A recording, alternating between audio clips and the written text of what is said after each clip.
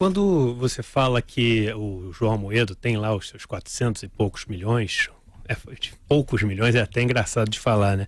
E que não tem problema nenhum nisso, eu concordo que não há problema no sentido de que se ele ganhou de uma forma honesta, pagou os impostos, etc., ok, ele é até o símbolo aí do brasileiro bem-sucedido. Mas do ponto de vista social, eu vejo isso como um grande problema, sim. Eu comparo o nosso país, a nossa economia, a um parquinho de areia de uma escola. Para você poder fazer monte no parquinho de areia, em algum lugar vai ter buraco. Você pode até jogar mais areia no parquinho de vez em quando, porque o crescimento da economia é isso, é mais areia. Mas quando você tem montes muito grandes, é inevitável que você tenha muitos buracos. E o Brasil é o país que mais concentra renda no mundo. E no Brasil você não tem mecanismos de pegar os montes que ficam muito grandes e jogar areia de volta pro parque, como você tem a herança sobre riquezas. Em todos os países desenvolvidos do mundo, você tem heranças que chegam a alíquotas de 40%, 50%. Você tem uma progressividade no imposto de renda. E no Brasil você não tem esse tipo de coisa.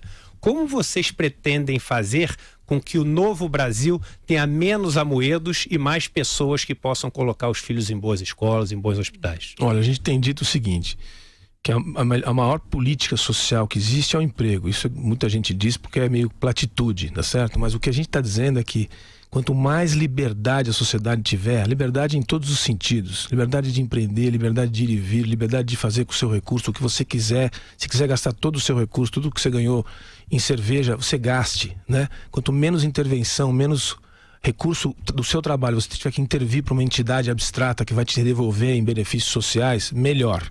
E isso é uma bandeira completamente diferente de tudo que se fez no Brasil. O fato do João ter chegado a uma posição de elite dessa, realmente é um caso que poderia ter sido interpretado ou entendido, a gente até temia por isso, pela população como uma coisa ruim. E pelo contrário, foi entendido como uma coisa boa.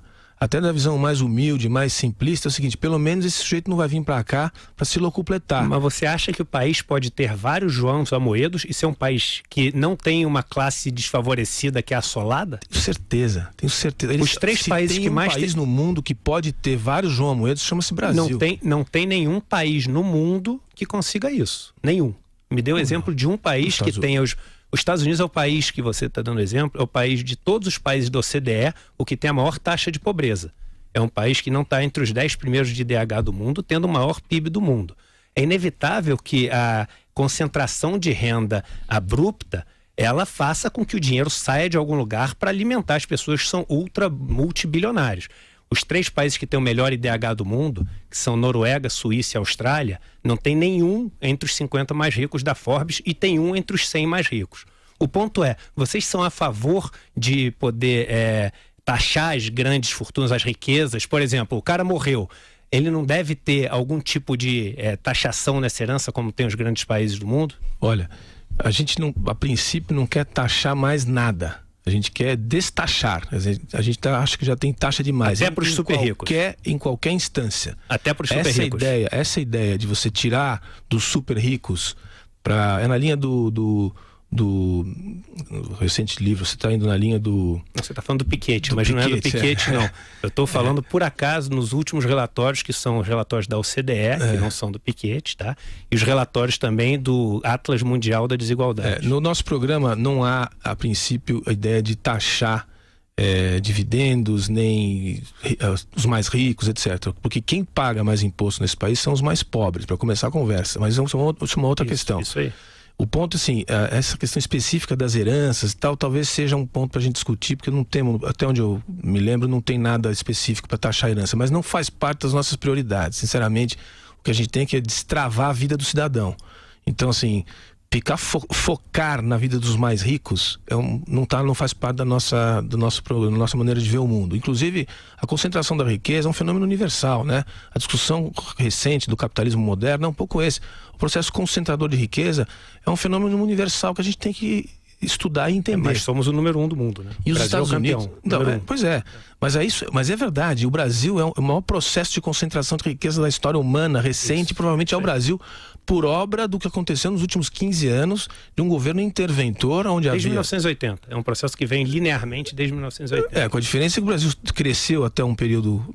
E na verdade, nos últimos 15 anos... E depois começou a não crescer. Nos últimos 15 anos foi o único período onde se distribuiu alguma riqueza, mas o problema é que esmagou-se a classe média para poder dar o mínimo que veio para a classe pobre. Na verdade, quase não teve, mas não foi um dos períodos piores. E eu contesto todos esses números que foram apresentados nos últimos 15 anos pelo seguinte: se a gente tem hoje 13 milhões de desempregados, fazer uma conta fácil aí, de 3 para cada um, dá 39, vamos arredondar para 40, são 40 milhões de pessoas só em relação aos desempregados, que teriam que ser aqueles que eles disseram lá atrás que tinham saído da classe D e ido para a classe C, tá certo? Então, se aconteceu isso, que eu tenho certa dúvida, desaconteceu. Aconteceu, voltou para trás.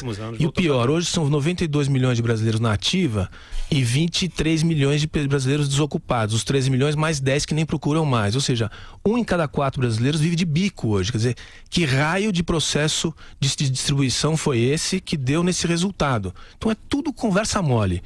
No final, o que não aconteceu, o que aconteceu em outros países, eu queria só pegar o caso dos Estados Unidos, que não é um país maravilhoso, referência mundial, tal, mas deve ser uma referência, sim, de sociedade de classe média. Isso os Estados Unidos são.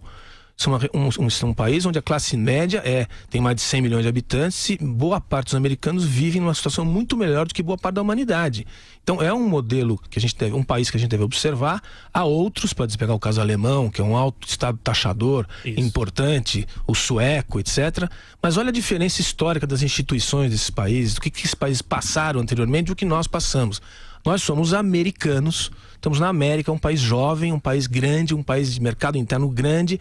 Eu tendo a achar que a gente deveria focar em instituições com modelo mais americano, evidentemente com adaptações brasileiras. O senhor está falando sobre trabalho, o Partido Novo tende a reverter a reforma trabalhista que já foi aprovada e a proposta para a Previdência. É necessária a aprovação da Previdência? Olha, começando pelo trabalho, a reforma trabalhista nem começou, né? Ela foi, graças a Deus, graças aos brasileiros que tiveram finalmente a ideia de a capacidade de mudar essa legislação trabalhista parcialmente, que é muito antiga, muito inviável no mundo e no Brasil, né? Incomparavelmente ruim. Ela só começou, ainda falta muito para reforma trabalhista. Mas a da Previdência, que eu acho que é o grande ponto. Olha, o Brasil hoje arrecada 1,3 trilhão de reais em impostos federais.